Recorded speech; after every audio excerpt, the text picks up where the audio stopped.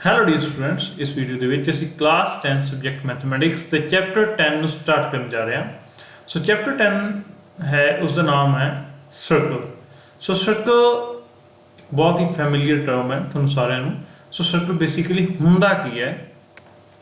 It's a shape like this. ਇਹੋ ਜਿਹੀ ਇੱਕ ਸ਼ੇਪ ਨੂੰ ਅਸੀਂ ਕੀ ਕਹਿੰਦੇ ਆ? ਸਰਕਲ ਕਹਿੰਦੇ ਆ। ਇਸ ਦੇ ਵਿੱਚ ਹੋਰ ਕੀ ਕੀ ਪੈਰਾਮੀਟਰਸ ਹੁੰਦੇ ਹਨ? ਇਸ ਦਾ ਇੱਕ ਸੈਂਟਰ ਹੁੰਦਾ ਹੈ। ਇਸ ਸੈਂਟਰ ਤੋਂ ਇੱਕ ਜਿਹੜੀ ਬਾਉਂਡਰੀ ਲਾਈਨ ਹੈ ਉਹਦਾ ਜੋ ਡਿਸਟੈਂਸ ਹੈ ਉਹ ਕੀ ਹੁੰਦਾ ਹੈ? ਰੇਡੀਅਸ ਹੁੰਦਾ ਹੈ। ਤੇ ਇਹ ਜੋ ਰੇਡੀਅਸ ਜੋ ਡਿਸਟੈਂਸ ਹੈ ਇਹ ਹਰ ਜਗ੍ਹਾ ਸੇਮ ਹੁੰਦਾ ਹੈ।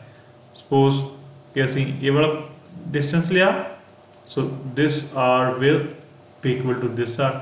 ਸੋ ਕਿਸੇ ਵੀ ਪੁਆਇੰਟ ਦੇ ਉੱਪਰ ਇਹ ਸੈਂਟਰ ਤੱਕ ਦਾ ਡਿਸਟੈਂਸ ਕੀ ਹੁੰਦਾ ਹੈ? ਹਮੇਸ਼ਾ ਸੇਮ ਹੁੰਦਾ ਹੈ। ਇਹ ਤੁਹਾਨੂੰ ਪਹਿਲਾਂ ਵੀ ਬੇਸਿਕਲੀ ਪਤਾ ਹੈ। ਸੋ ਤੁਹਾਡੇ ਚੈਪਟਰ ਦੇ ਸਟਾਰਟਿੰਗ ਦੇ ਵਿੱਚ ਹੀ ਇੱਕ ਡੈਫੀਨੇਸ਼ਨ ਦਿੱਤੀ ਹੋਈ ਹੈ। A circle is a collection of all the points in a plane which are at a fixed distance from a fixed point. So ਕਹਿਣ ਦਾ ਕੀ ਮਤਲਬ ਹੈ ਕਿ ਸਰਕਲ ਕੀ ਹੁੰਦਾ ਹੈ? It is a collection of all the points. ਇਹ ਕੀ ਹੈ? ਇੱਕ collection ਹੈ ਉਹਨਾਂ ਸਾਰਿਆਂ ਪੁਆਇੰਟਸ ਦੀ ਜਿਹੜੇ ਕਿ ਇੱਕ ਪਲੇਨ ਦੇ ਵਿੱਚ ਹੋਣ ਤੇ ਉਹਨਾਂ ਦਾ ਜੋ ਡਿਸਟੈਂਸ ਹੈ ਸਾਰੇ ਪੁਆਇੰਟਸ ਦਾ ਸੈਂਟਰ ਤੋਂ ਉਹ ਕੀ ਹੈ? ਸੇਮ ਹੋਵੇ। ਸੋ ਤੁਸੀਂ ਇਸ ਜੋ ਡਾਇਗਰਾਮ ਹੈ ਇਸ ਡਾਇਗਰਾਮ ਦੇ ਵਿੱਚ ਵੀ ਦੇਖ ਸਕਦੇ ਹੋ ਕਿ ਇਹ ਜੋ ਬਲੈਕ ਕਲਰ ਦੇ ਪੁਆਇੰਟਸ ਹਨ ਇਹ ਸਾਰੇ ਪੁਆਇੰਟਸ ਇੱਕ ਪਲੇਨ ਦੇ ਵਿੱਚ ਹਨ ਤੇ ਜੋ ਸੈਂਟਰ ਰੈੱਡ ਕਲਰ ਦਾ ਇਟਸ ਆਲਸੋ ਅ ਪੁਆਇੰਟ।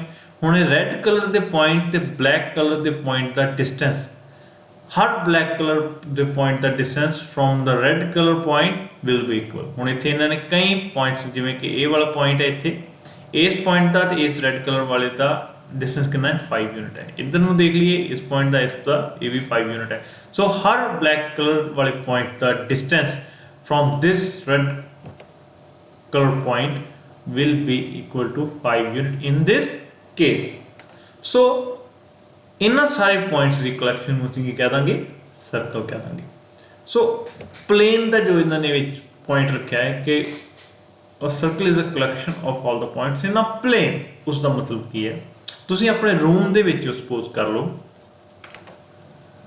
ਤੁਸੀਂ ਹਾਫ ਪੁਆਇੰਟਸ ਡਰਾ ਕਰ ਦਿੰਦੇ ਹੋ ਆਪਣੀ ਇੱਕ ਵਾਲ ਦੇ ਉੱਪਰ, ਹਾਫ ਆਪਣੇ ਫਲੋਰ ਦੇ ਉੱਪਰ ਡਰਾ ਕਰ ਦਿੰਦੇ ਹੋ। ਜੋ ਸੈਂਟਰ ਹੈ ਜਿੱਥੇ ਤੁਹਾਡਾ ਫਲੋਰ ਤੇ ਜਿੱਥੇ ਤੁਹਾਡੀ ਵਾਲ ਮੀਟ ਕਰ ਰਹੀ ਹੈ ਉਸ ਪੁਆਇੰਟ ਦੇ ਉੱਪਰ ਤੁਸੀਂ ਸੈਂਟਰ ਰੱਖਦੇ ਹੋ ਤੇ ਉਹਨਾਂ ਸਾਰੇ ਪੁਆਇੰਟਸ ਨੂੰ ਇੱਕ ਲਾਈਨ ਦੇ ਵਿੱਚ, ਉਹਨਾਂ ਸਾਰੇ ਪੁਆਇੰਟ ਦੇ ਉੱਪਰ ਇੱਕ ਲਾਈਨ ਡਰਾ ਕਰ ਦਿੰਦੇ ਹੋ ਤਾਂ जो भी उत्ते फिगर बनेगी that will not be a circle because half of the points will be in one plane and the other half point will be in the another plane. So all the points will not be in same plane, so that shape will not be a circular shape. So ਇਹ concept ਤੁਸੀਂ mind ਦੇ ਵਿੱਚ ਰੱਖਣਾ ਹੈ ਜ਼ਰੂਰ ਕਿ ਇੱਥੇ ਜੋ plane ਦਾ concept ਹੈ ਉਹ ਬਹੁਤ ਹੀ crucial ਹੈ। ਸੋ ਇੱਕੋ ਪਲੇਨ ਦੇ ਵਿੱਚ ਸਾਰੇ ਪੁਆਇੰਟਸ ਹੋਣੇ ਚਾਹੀਦੇ ਹਨ। ਡਿਫਰੈਂਟ ਪਲੇਨਸ ਦੇ ਵਿੱਚ ਡਿਫਰੈਂਟ ਪੁਆਇੰਟਸ ਨਹੀਂ ਹੋਣੇ ਚਾਹੀਦੇ। ਡਿਫਰੈਂਟ ਪਲੇਨਸ ਦੇ ਵਿੱਚ ਜਿਹੜੇ ਪੁਆਇੰਟਸ ਸੈਂਟਰ ਤੋਂ ਚੱਲਦੇ ਹਨ ਉਹਨਾਂ ਦਾ ਡਿਸਟੈਂਸ ਸੇਮ ਹੁੰਦਾ ਹੈ, ਉਹ ਇੱਕ ਸਫੀਅਰ ਬਣਾਉਂਦੇ ਹਨ ਜੋ 3 ਡਾਇਮੈਂਸ਼ਨਲ ਅਸੀਂ ਕਈ ਵਾਰ ਗੱਲ ਕਰਦੇ ਹਾਂ। ਉਹ ਨੈਕਸਟ ਕਲਾਸਿਸ ਦੇ ਵਿੱਚ ਤੁਹਾਨੂੰ ਜਾਂ ਤੁਸੀਂ ਦੇਖ ਸਕਦੇ ਹੋ ਜੋ ਲਾਸਟ ਅਸੀਂ ਚੈਪਟਰ ਕੀਤਾ ਚੈਪਟਰ 13 ਉਹਦੇ ਵਿੱਚ ਸਫੀਅਰ ਆਇਆ ਹੈ। So that will form a shape like sphere. But ਜੇ ਅਸੀਂ ਗੱਲ ਕਰੀਏ just one plane the and all the points in that plane which are at equal distance from center, then that will form a circle. So AC circle, this is all about the definition of circle. ਹੁਣ next ਜੋ center ਹੈ ਅਸੀਂ ਇਸ ਨੂੰ ਇੱਕ point ਮੰਨਦੇ ਹਾਂ। ਸੋ point ਅਸੀਂ ਇਸ ਨੂੰ O ਦੇ ਸਕਦੇ ਹਾਂ। ਹਮੇਸ਼ਾ ਤੁਸੀਂ ਜੋ ਵੀ ਇਸ ਨੂੰ ਨਾਮ ਦੇਣਾ ਚਾਹੁੰਦੇ ਦੇ ਸਕਦੇ। ਜ਼ਿਆਦਾਤਰ ਉਹ ਸੈਂਟਰ ਨੂੰ ਦੇਈਦਾ ਰਿਪਰੈਜ਼ੈਂਟ ਕਰੀਦਾ, ਆਰ ਕੀ ਹੈ? ਰੇਡੀਅਸ ਨੂੰ ਰਿਪਰੈਜ਼ੈਂਟ ਕਰੀਦਾ। ਹੁਣ ਅਸੀਂ ਕੇਸ ਡਿਸਕਸ ਕਰਾਂਗੇ ਜਿਹਦੇ ਵਿੱਚ ਇੱਕ ਪਲੇਨ ਦੇ ਵਿੱਚ, ਪਲੇਨ ਕੀ ਹੈ? ਜਸਟ ਇੱਕ ਤੁਸੀਂ ਵਾਲ ਆਪਣੀ ਦੇਖ ਸਕਦੇ ਹੋ, ਤੁਹਾਡੀ ਵਾਲ ਇੱਕ ਹੈ, ਦੂਸਰੀ ਵਾਲ ਉਹਨੂੰ ਕੱਟ ਜਿੱਥੇ ਜੁੜਦੀ ਹੈ, ਦੋਨੋਂ ਵਾਲਸ ਦੋਨੋਂ ਦੀਵਾਰਾਂ ਜੁੜਦੀਆਂ ਵਾ, ਉਹ ਕੀ ਹੈ? ਉਹਨਾਂ ਦੇ intersection that forms a line. ਇੱਕ ਦੀਵਾਰ ਜੋ ਹੈ ਇੱਕ ਪਲੇਨ ਹੈ, ਦੂਸਰੀ ਦੀਵਾਰ ਦੂਸਰਾ ਪਲੇਨ ਹੈ। ਸੋ ਇੱਕ ਪਲੇਨ ਦੇ ਵਿੱਚ ਹੀ ਸਪੋਜ਼ ਕਰ ਲਓ ਜਾਂ ਇੱਕ ਤੁਹਾਡੀ ਕਾਪੀ ਦਾ पेज है जस्ट असीं उहदे उपर जो भी गल करांगे हर चीज़ उहदे उपर मैंशन होनी चाहिए। जे तुसीं पॉइंट्स लगाओ जिहड़े डिस्टेंस इक्वल होवे सेंटर तो वो सारे पॉइंट्स तुहाडे इक्को पेज के उपर ही होने चाहिए हैं, then it will form a circle. इस तरीके दे नाल है। सो हुण असीं की कंसैप्ट करन जा रहे हैं, एक प्लेन है उस दे विच साडे कोल एक लाइन गिवन है तो एक गिवन है सर्कल गिवन है, दैन किन्ने केस अराइज होंगे, किन्ने तरीके नाल असीं एक जो पेज है उस दे उपर एक सर्कल ते एक लाइन नूं ड्रॉ कर सकते हैं, वो असीं देखते हैं हुण। ये साडे कोल फर्स्ट केस, सपोज कर लो जो स्क्रीन है थोड़ी कॉपी का पेज है, हुण इहदे उपर असीं एक लाइन भी ड्रॉ की हुई है एंड एक सर्कल भी ड्रॉ किया हुआ है। हुण ये दो लाइन ते सर्कल आपस दे विच किसी भी पॉइंट के उपर इंटरसैक्ट नहीं कर रहे, मतलब इन्हां दे दोनों दे विच कॉमन पॉइंट कोई भी नहीं है। लाइन टोटली डिफरेंट पॉइंट्स के उपर है, सर्कल की है टोटली डिफरेंट पॉइंट के उपर है। सो दोनों के विच कोई भी पॉइंट कॉमन नहीं है। सो असीं की कहांगे दिस टू आर नॉन इंटरसैक्टिंग। हुण जो सैकेंड केस है, इस केस दे विच की है, जो लाइन है तो जो सर्कल है वो आपस दे विच कट कर रहे हैं, इंटरसैक्ट कर रहे हैं एट टू डिफरेंट पॉइंट्स। हुण इत्थे जो एक पॉइंट है, एक पॉइंट नीचे है, इसनूं ए पॉइंट कह दो, इसनूं की असीं सपोज कर सकते हैं बी पॉइंट। ए ते बी पॉइंट के उपर जो लाइन है वो सर्कल नूं इंटरसैक्ट कर रही है, जो सर्कल है वो लाइन नूं इंटरसैक्ट कर रहा है एट टू डिफरेंट पॉइंट्स। हुण ऐसी लाइन जिहड़ी सर्कल नूं टू डिफरेंट पॉइंट्स के उपर कट करती है उसनूं असीं कहने आ सीकेंट, SECANT। सो इस लाइन नूं असीं कहने आ सीकेंट, याद रखना है। हुण जो नैक्सट थर्ड केस राइज होएगा उस केस दे विच की होएगा, जो सर्कल ते लाइन है एक प्लेन दे विच, उन्हां दे विच जस्ट वन पॉइंट कॉमन होएगा। सपोज ये वाला पॉइंट जो है इन्हां दोनों दे विच कॉमन होएगा, इसनूं असीं नाम दे दिंदे आ P। सो ऐसी लाइन जिहड़ी सर्कल नूं जस्ट वन पॉइंट के उपर कट करती है या इंटरसैक्ट करती है उसनूं असीं की कहने आ टेंजेंट, TANGENT। सो ऐसी लाइन नूं असीं की कहने आ टेंजेंट, जिहड़ी सर्कल नूं जस्ट एक पॉइंट के उपर कट करती है। सो साडे कोल एक प्लेन दे विच थ्री केसिस हो गए, एक सर्कल ते एक लाइन दे।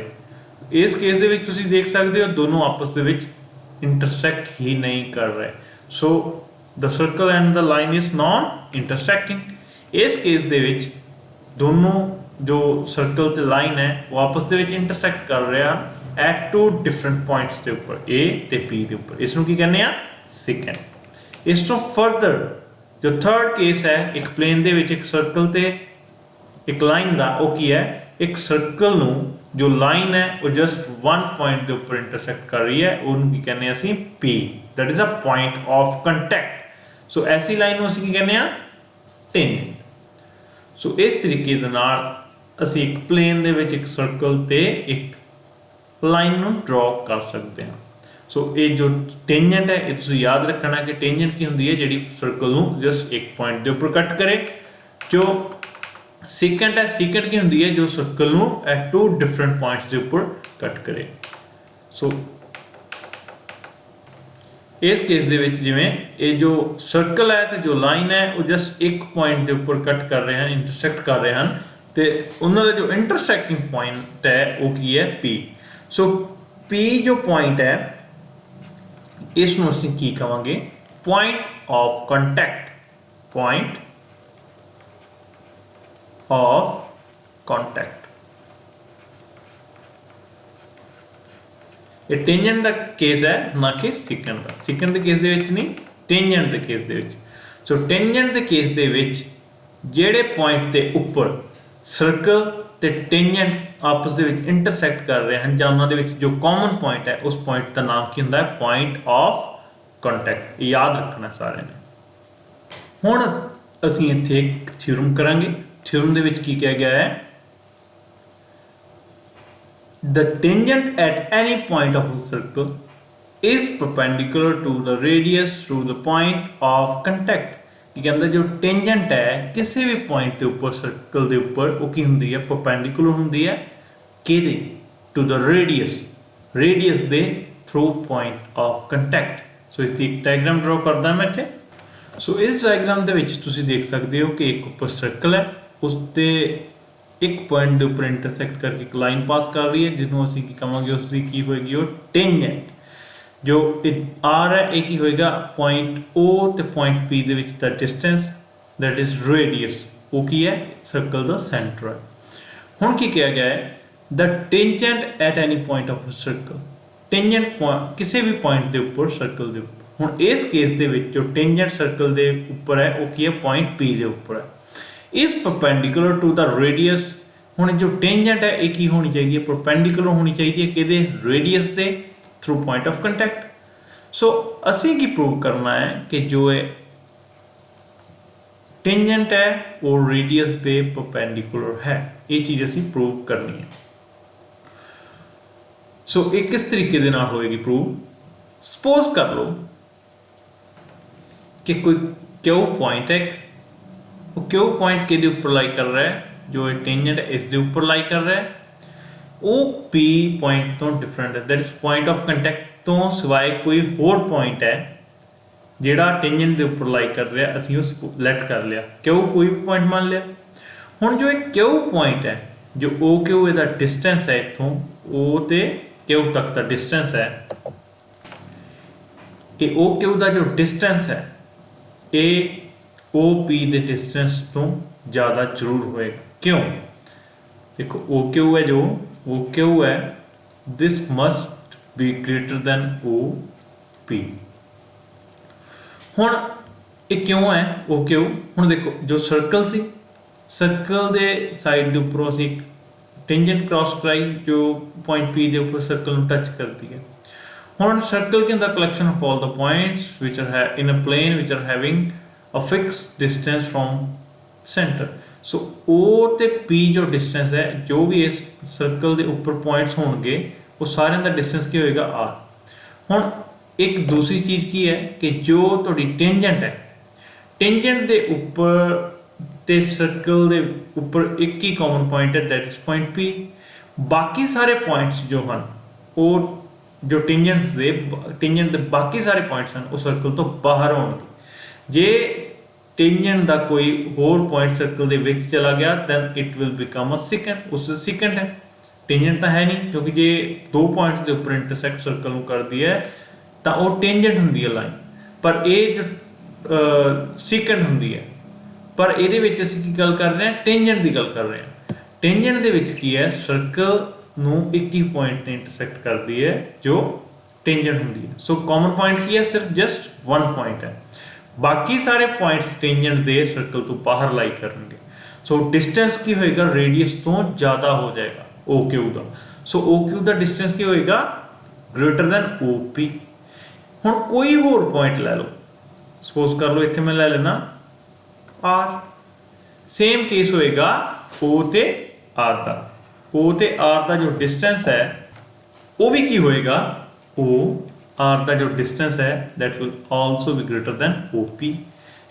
इस जिन्ने भी पॉइंट्स आप टेंजेंट के उपर लवांगे पी नूं छड्ड के उन्हां सारिਆਂ ਦਾ distance from the centre of the circle will be greater than O P.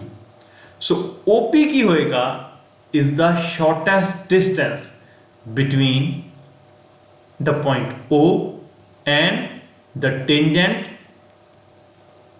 XY। So जो टेंजेंट है उसका किसी पॉइंट तो जड़ा ओ पॉइंट है उस तो शॉर्टेस्ट डिस्टेंस की है वो की है OP है बाकी सारे डिस्टेंस की होंगे वड्डे होंगे। सो किसी भी लाइन दे कोई एक पॉइंट है दूसरा एक लाइन है हुण इन्हां दे विच जो शॉर्टेस्ट डिस्टेंस होएगा दैट विल ऑलवेज परपेंडिकुलर जिहड़ी ये लाइन ज्वाइन कर रही होएगी that will always perpendicular to the other line. So ये रूल है कि जो शॉर्टेस्ट डिस्टेंस है ਉਹਦੇ ਉੱਪਰ ਜਿਹੜੀ ਲਾਈਨ ਅਸੀਂ ਬਣਾਈ ਹੈ ਜਿਹੜੀ ਸ਼ਾਰਟੈਸਟ ਲਾਈਨ ਹੈ ਉਹ परपेंडिकुलर ਹੋਏਗੀ ਹਮੇਸ਼ਾ ਅਦਰ ਲਾਈਨ ਦੇ। ਸੋ ਇਸ ਕੇਸ ਦੇ ਵਿੱਚ ਜੋ ਰੇਡੀਅਸ ਹੈ ਇਹ ਕੀ ਹੈ ਸ਼ਾਰਟੈਸਟ ਹੈ ਬਾਕੀ ਕੋਈ ਵੀ ਪੁਆਇੰਟ ਹੋਰ ਲੈ ਲਓ ਟੈਂਜੈਂਟ ਦੇ ਉੱਪਰ ਤੇ ਉਹਦਾ distance from the center of circle will always be greater than OP. So OP ਨੂੰ ਅਸੀਂ ਕੀ ਕਹਿ ਸਕਦੇ ਹਾਂ, ਇਹ ਕੀ ਹੈ, ਸਭ ਤੋਂ ਛੋਟਾ ਡਿਸਟੈਂਸ ਹੈ। ਸੋ ਦ ਸ਼ਾਰਟੈਸਟ ਡਿਸਟੈਂਸ ਜੋ ਹੈ ਉਹ ਕੀ ਹੋਏਗਾ, ਇੱਥੇ ਪਰਪੈਂਡੀਕੂਲਰ ਹੋਏਗਾ। ਸੋ ਜਸਟ ਇਹ ਸਮਝਣ ਵਾਲੀ ਗੱਲ ਸੀ, ਬੁੱਕ ਦੇ ਉੱਪਰ ਇਹਦੀ ਵਰਡਿੰਗ ਤੁਸੀਂ ਦੇਖ ਸਕਦੇ ਹੋ। ਸੋ ਇਸ ਦੇ ਨਾਲ ਹੀ ਸਾਡਾ ਜੋ ਅੰਡਰਸਟੈਂਡਿੰਗ ਪਾਰਟ ਸੀਗਾ ਇਸ ਚੈਪਟਰ ਦਾ ਕੰਪਲੀਟ ਹੁੰਦਾ ਹੈ। ਹੁਣ ਅਸੀਂ ਇਹਦਾ ਜੋ 10.1 ਐਕਸਰਸਾਈਜ਼ ਹੈ ਉਸ ਨੂੰ ਸੋਲਵ ਕਰਨ ਦੀ ਕੋਸ਼ਿਸ਼ ਕਰਦੇ ਹਾਂ। ਸੋ ਜੋ ਫਸਟ ਕੁਐਸਚਨ ਹੈ ਸਾਡਾ 10.1 ਐਕਸਰਸਾਈਜ਼ ਦਾ, ਉਸ ਦੇ ਵਿੱਚ ਕੀ ਕਿਹਾ ਗਿਆ ਹੈ, how many tangents can a circle have? ਇੱਕ ਸਰਕਲ ਦੇ ਵਿੱਚ ਕਿੰਨੀਆਂ ਟੈਂਜੈਂਟਸ ਹੋ ਸਕਦੀਆਂ? ਹੁਣ ਮੈਂ ਇੱਥੇ ਤੁਹਾਡੇ ਸਾਹਮਣੇ ਇੱਕ ਸਰਕਲ ਡਰਾ ਕੀਤਾ ਹੋਇਆ ਹੈ। ਸਪੋਜ਼ ਕਰ ਲਓ ਇਹਦਾ ਰੇਡ ਸੈਂਟਰ ਹੈ ਉਹ। ਹੁਣ ਜੋ ਟੈਂਜੈਂਟਸ ਹਨ, ਇੱਥੇ ਵਾਈਟ ਕਲਰ ਦੀ ਟੈਂਜੈਂਟ ਹੈ, ਯੈਲੋ ਕਲਰ ਦੀ ਟੈਂਜੈਂਟ ਹੈ, ਰੈਡ ਕਲਰ ਦੀ ਟੈਂਜੈਂਟ ਹੈ, ਬਲੂ ਕਲਰ ਦੀ ਟੈਂਜੈਂਟ ਹੈ, ਸਾਰੀਆਂ ਸਰਕਲ ਨੂੰ ਜਸਟ 1 ਪੁਆਇੰਟ ਦੇ ਉੱਪਰ ਹੀ ਇੰਟਰਸੈਕਟ ਕਰ ਰਹੀਆਂ ਹਨ। ਸੋ ਇਸ ਤਰੀਕੇ ਦੇ ਨਾਲ ਅਸੀਂ ਕਈ ਹੋਰ ਟੈਂਜੈਂਟਸ ਬਣਾ ਸਕਦੇ ਹਾਂ। ਕਿਸੇ ਵੀ ਪੁਆਇੰਟ ਦੇ ਉੱਪਰ ਸਰਕਲ ਦੇ ਅਸੀਂ ਟੈਂਜੈਂਟ ਬਣਾ ਸਕਦੇ ਹਾਂ। ਸੋ ਸਰਕਲ ਦੇ ਵਿੱਚ ਪੁਆਇੰਟਸ ਕਿੰਨੇ ਹੁੰਦੇ ਹਨ? ਇਨਫਾਈਨਾਈਟਲੀ ਮੈਨੀ, ਬਹੁਤ ਜ਼ਿਆਦਾ। ਹਰ ਪੁਆਇੰਟ ਜੋ ਇਸ ਲਾਈਨ ਦੇ ਉੱਪਰ ਹੋਏਗਾ that will be a point of this circle, and ਉਸ ਹਰ ਇੱਕ ਪੁਆਇੰਟ ਦੇ ਉੱਪਰ ਅਸੀਂ ਇੱਕ ਟੈਂਜੈਂਟ ਡਰਾ ਕਰ ਸਕਦੇ ਹਾਂ। ਸੋ ਇਸ ਦਾ ਆਨਸਰ ਕੀ ਹੋਏਗਾ ਇਸ ਕੁਐਸਚਨ ਦਾ? ਇਸ ਦਾ ਆਨਸਰ ਹੈ infinitely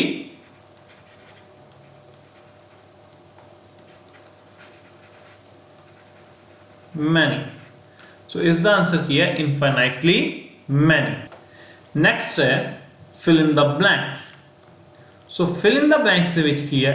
A tangent to a circle intersect it in dash points.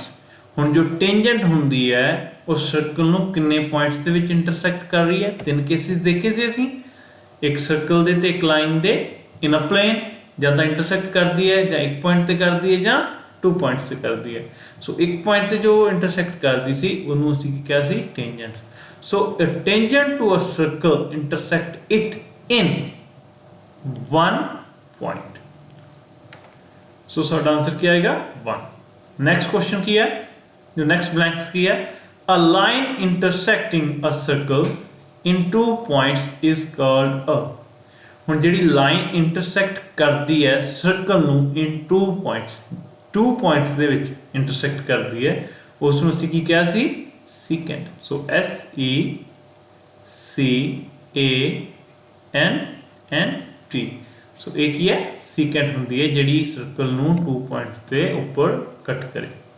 A circle can have dash parallel tangents at the most.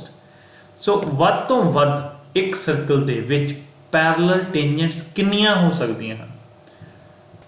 ਸੋ ਜਿਵੇਂ ਤੁਸੀਂ ਇਹ ਵਾਲਾ ਕੇਸ ਦੇਖਿਆ, ਇਹ ਸਰਕਲ ਸੀ, ਇਸ ਦੇ ਉੱਪਰ ਅਸੀਂ ਟੈਂਜੈਂਟਸ ਡਰਾ ਕੀਤੀਆਂ।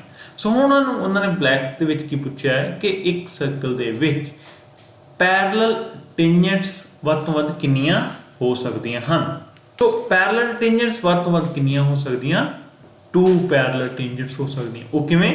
ਸਪੋਜ਼ ਕਰ ਲਓ ਇਹ ਸਰਕਲ ਹੈ ਐਂਡ ਜੋ ਇਹ ਵਾਈਟ ਕਲਰ ਦੀ ਲਾਈਨ ਹੈ ਇਸ ਦਾ ਡਾਇਆਮੀਟਰ ਹੈ। ਸੋ ਇਹ ਜੋ ਡਾਇਆਮੀਟਰ ਹੈ, ਜੋ ਐਂਡ ਦੇ ਉੱਪਰ ਸਰਕਲ ਦੀ ਬਾਉਂਡਰੀ ਨੂੰ ਜਿੱਥੇ ਟੱਚ ਕਰ ਰਿਹਾ ਹੈ, ਉਹਨਾਂ ਪੁਆਇੰਟਸ ਦੇ ਉੱਪਰ ਜੇ ਅਸੀਂ ਇੱਕ ਟੈਂਜੈਂਟ ਬਣਾ ਦਈਏ, then these tangents will parallel to each other. ਸੋ ਇਸ ਸਰਕਲ ਦੇ ਵਿੱਚ ਅਸੀਂ infinitely many diameters ਬਣਾ ਸਕਦੇ ਹਾਂ। ਸੋ ਉਹ ਹਰ ਡਾਇਮੀਟਰ ਦੇ ਜੋ ਐਂਡਸ ਦੇ ਉੱਪਰ ਇੱਕ ਪੇਅਰ ਬਣੇਗਾ ਟੈਂਜੈਂਟਸ ਦਾ, those 2 tangents will be parallel. ਸੋ ਵੱਧ ਤੋਂ ਵੱਧ ਪੈਰਲਲ ਟੈਂਜੈਂਟਸ ਇੱਕ ਸਰਕਲ ਦੇ ਵਿੱਚ ਕਿੰਨੀਆਂ ਹੋ ਸਕਦੀਆਂ ਹਨ? ਜਸਟ 2। ਹੁਣ ਸਪੋਜ਼ ਕਰ ਲਓ ਕਿ ਅਸੀਂ ਇੱਕ ਹੋਰ ਲਾਈਨ ਇਸ ਦੇ ਵਿੱਚ ਡਰਾ ਕਰਨਾ ਚਾਹੀਏ ਸਰਕਲ ਦੇ, ਜਿਹੜੀ ਕਿ ਪੈਰਲਲ ਹੋਏ ਇਹਨਾਂ ਦੋਨਾਂ ਲਾਈਨਸ ਤੇ। ਸੋ ਅਸੀਂ ਉਸ ਜੋ ਲਾਈਨ ਹੈ 2 ਤਰੀਕੇ ਨਾਲ ਡਰਾ ਕਰ ਸਕਦੇ ਹਾਂ। ਇੱਕ ਤਾਂ ਰੈੱਡ ਵਾਲੇ ਤਰੀਕੇ ਦੇ ਨਾਲ, ਜਿਹੜੀ ਅਸੀਂ ਬਾਹਰ ਡਰਾ ਕੀਤੀ ਸਰਕਲ ਤੋਂ। ਸੋ ਇਸ ਲਾਈਨ ਦੇ ਵਿੱਚ ਤੇ ਸਰਕਲ ਦੇ ਵਿੱਚ ਕੋਈ ਵੀ ਕਾਮਨ ਪੁਆਇੰਟ ਨਹੀਂ ਹੈ, ਸੋ ਇਹ ਟੈਂਜੈਂਟ ਸਰਕਲ ਦੀ ਹੋ ਹੀ ਨਹੀਂ ਸਕਦੀ। ਜੋ ਇਹ 2 ਪੈਰਲਲ ਟੈਂਜੈਂਟਸ ਹਨ, ਅਸੀਂ ਇਸ ਲਈ ਬਣਾ ਰਹੇ ਹਾਂ कि एक होर लाइन इन्हां दे कोई पैरेलल ड्रॉ किवें किवें कर सकते हैं। देखते हैं फिर वो टेंजेंट बनती है सर्कल की कि नहीं। सो इन्हां दो लाइन्स के पैरेलल असीं एक लाइन ड्रॉ की रैड वाली। हुण ये जो लाइन है ये तो सर्कल के नाल टच ही नहीं करती, ना टेंजेंट हुई ना सीकेंट हुई। So this is a non intersecting line. दूजा केस असीं किवें ड्रॉ कर सकते हैं पैरेलल लाइन का, इन्हां दोनों के पैरेलल वो है येलो कलर की लाइन। सो जो येलो कलर की लाइन है ये तो सर्कल नूं टू डिफरेंट पॉइंट्स के उपर कट कर रही है। सो ये की बन गई सीकेंट। सो टेंजेंट्स की रहनगियां at the most just two which are parallel. So दो ही टेंजेंट्स रह सकदियां हैं जिहड़ियां आपस पैरेलल भी होण ते सर्कल दीयां टेंजेंट्स भी बनदियां होण। तो साडा आंसर क्या आएगा 2। सो इत्थे साडा आंसर क्या आएगा 2। नेक्स्ट ब्लैंक की है the common points of the tangent to a circle and the circle. हुण जिहड़ी टेंजेंट है ते जो सर्कल है उन्हां दे विच जिहड़ा कॉमन पॉइंट है P असीं रखिया सी उसनूं की कहांगे असीं पॉइंट ऑफ कॉन्टैक्ट। सो इसनूं असीं की कहांगे point of contact. Next question की है साडा a tangent PQ at a point P of a circle of radius 5 cm meets a line through the center O at a point Q so that OQ is equal to 12 cm। हुण ओहदी असीं length find out करनी है PQ की। सो इनू diagram draw करते हैं नाल नाल इहदी, फिर इसनूं समझते हैं। सो अ टेंजेंट PQ की है एट पॉइंट P। हुण देखो पॉइंट P है, इस पॉइंट के ऊपर सर्कल नाल लाइन इंटरसेक्ट कर रही है जिहड़ी PQ है। सो एक पॉइंट ते इंटरसेक्ट कर रही है। So this will be the tangent. So जो टेंजेंट है PQ वो सर्कल के ऊपर है। सर्कल का जो रेडियस है वो की है 5 सेंटीमीटर है। तो जो सेंटर है वो की है O दे ऊपर है। हुण की कहंदा है एक पॉइंट जो Q है ते O है, इन्हां दा जो डिस्टेंस है वो है 12 सेंटीमीटर। सो असीं की फाइंड आउट करना है PQ।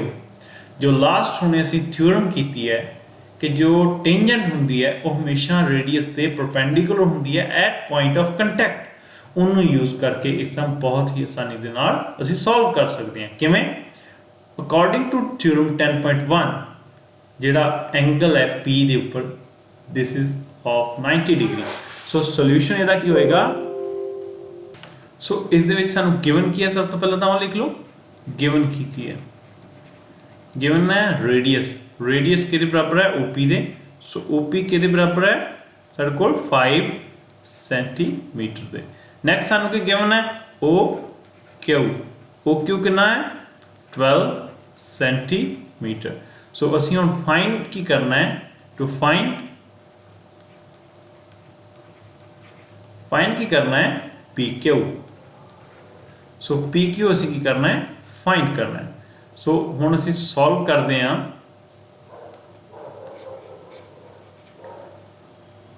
सॉल्यूशन की होएगा इसका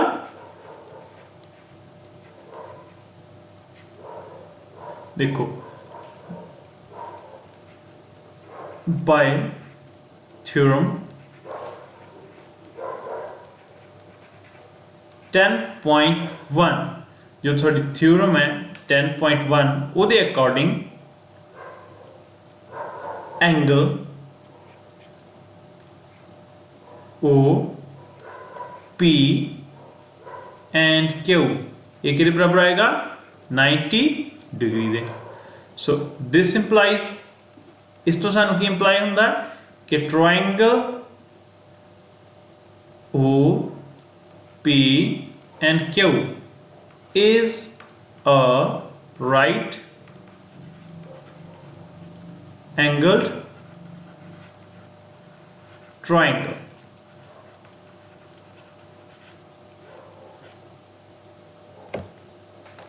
सो हुण देखो जे ये वाला राइट एंगल ट्रायंगल है तो असीं इहदे सानू दो साइड्स इहदियां गिवन हैं। असीं की फाइंड आउट करना है थर्ड साइड। तो असीं किवें फाइंड आउट कर सकते हैं by using Pythagoras theorem. So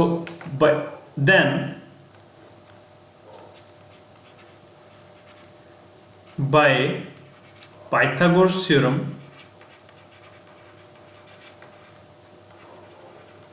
theorem Pythagoras theorem ਨੂੰ यूज करिए ਤਾਂ ਸਾਡੇ ਕੋਲ ਕੀ ਆਏਗਾ देखो हाइपोटेन्यूज की है OQS ट्रायंगल ਦੇ ਵਿੱਚ परपेंडिकुलर की है OP ਤੇ बेस की है PQ सो ਸਾਡੇ ਕੋਲ इक्वेशन की बनेगी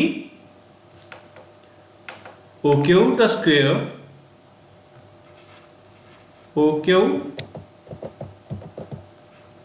OQ square is equal to OP square plus PQ square ਅਸੀਂ फाइंड आउट की करना है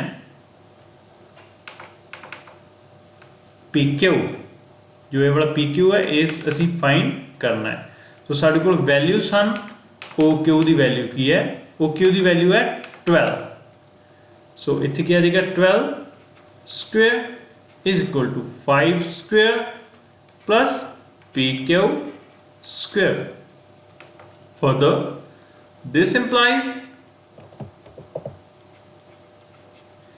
PQ जो है ਅਸੀਂ ਉਹਨੂੰ राइट हैंड साइड ਦੇ ਉੱਪਰ ਰਹਿਣ ਦਿੰਨੇ ਆ 12 square minus 5 square ਹੁਣ ਇਧਰ 5 जो पॉजिटिव सी इधर की हो जाएगा नेगेटिव हो जाएगा is equal to PQ square so just 12 का स्क्वायर कितना था 144 माइनस जो 5 का स्क्वायर है वो कितना होता है 25 is equal to PQ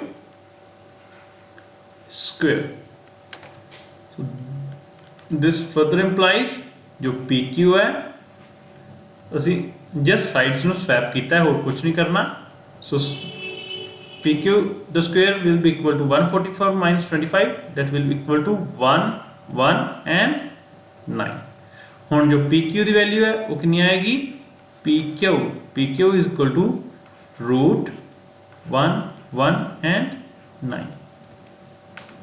so ये की है ਤੁਹਾਡਾ आंसर ਇੱਥੇ ਆ ਗਿਆ सेंटीमीटर सी तो ਇਹਦੀ यूनिट्स की लिख ਦਾਂਗੇ ਇੱਥੇ सेंटीमीटर ਹੁਣ ਇਹ ऑप्शन देखो है सो डी ਕੀ ਆਏਗਾ ਤੁਹਾਡਾ ਆਨਸਰ ਆਏਗਾ ਇਸ ਸਮ ਦੇ ਵਿੱਚ ਸੋ ਜੋ ਹੁਣ ਲਾਸਟ ਸਮ ਹੈ ਉਹ ਦੇਖਦੇ ਹਾਂ ਉਹਦੇ ਵਿੱਚ ਕੀ ਕਿਹਾ ਗਿਆ ਹੈ ਸੋ ਦੇਖੋ ਇਹਦੇ ਵਿੱਚ ਕੀ ਕਿਹਾ ਗਿਆ ਹੈ draw a circle and two lines parallel to a given line such that one is the tangent and the other a secant to the circle सो ਅਸੀਂ ਇੱਥੇ ਡਾਇਗਰਾਮ ਡਰਾ ਕੀਤੀ ਹੈ ਸਪੋਜ਼ ਕਰ ਲਓ ਜੋ ਇਹ ਵਾਈਟ ਲਾਈਨ ਹੈ ਇੱਥੇ ਨੀਚੇ एक ही है गिवन लाइन है यानी यही क्या है ना draw a circle and two parallel lines to a given line एक ਅਸੀਂ ਵਾਈਟ ਕਲਰ ਦਾ ਇੱਥੇ ਸਰਕਲ ਡਰਾ ਕੀਤਾ ਇਹਦਾ ਸੈਂਟਰ ਲੈ ਲਓ O ਐਂਡ ਇੱਕ ਸਾਡੇ ਕੋਲ ਗਿਵਨ ਲਾਈਨ ਹੈ ਵਾਈਟ ਕਲਰ ਦੀ ਫਰਦਰ ਹੁਣ ਉਹਨਾਂ ਨੇ ਕੀ ਕਿਹਾ ਵਾ ਅਸੀਂ ਟੂ ਪੈਰਲਲ ਲਾਈਨਸ ਡਰਾ ਕਰਨੀਆਂ ਹਨ ਇਸ ਗਿਵਨ ਲਾਈਨ ਦੇ ਜਿਹੜੀਆਂ ਕੀ ਹੋਣ ਇੱਕ ਟੈਂਜੈਂਟ ਹੋਏ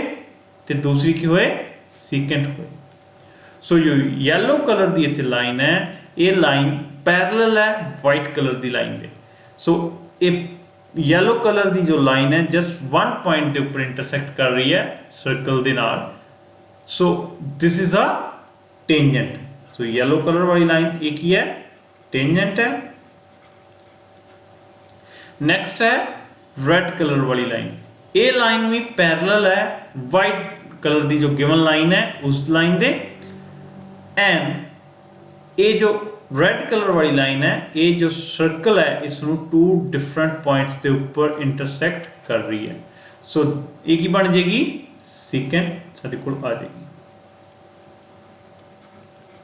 सो इस तरीके दे नाल तुसीं एक्सरसाइज 10.1 ਨੂੰ ਕੰਪਲੀਟ ਕਰ ਸਕਦੇ ਹੋ ਜੇ ਤੁਹਾਨੂੰ ਕਿਸੇ ਵੀ ਤਰ੍ਹਾਂ ਦੀ ਕੋਈ ਵੀ ਪ੍ਰੋਬਲਮ ਹੈ ਤੁਸੀਂ ਮੈਨੂੰ ਮੈਸੇਜ ਡ੍ਰੌਪ ਕਰੋ ਜਾਂ ਮੈਨੂੰ ਕਾਲ ਕਰ ਸਕਦੇ ਹੋ ਡਾਇਰੈਕਟਲੀ नंबर जो है ऊपर स्क्रीन पर डिस्प्ले होया है सो मैं तुहानू ट्राई करूँगा कि तुहाडी हेल्प कर सकां ते तुहानू होर बैटर तरीके दे नाल समझा सकां सो इस दे नाल ही साडा जो चैप्टर 10 है उसकी एक्सरसाइज जो 10.1 है वो कंप्लीट है नैक्सट वीडियो दे विच असीं स्टार्ट करांगे एक्सरसाइज 10.2 थैंक्स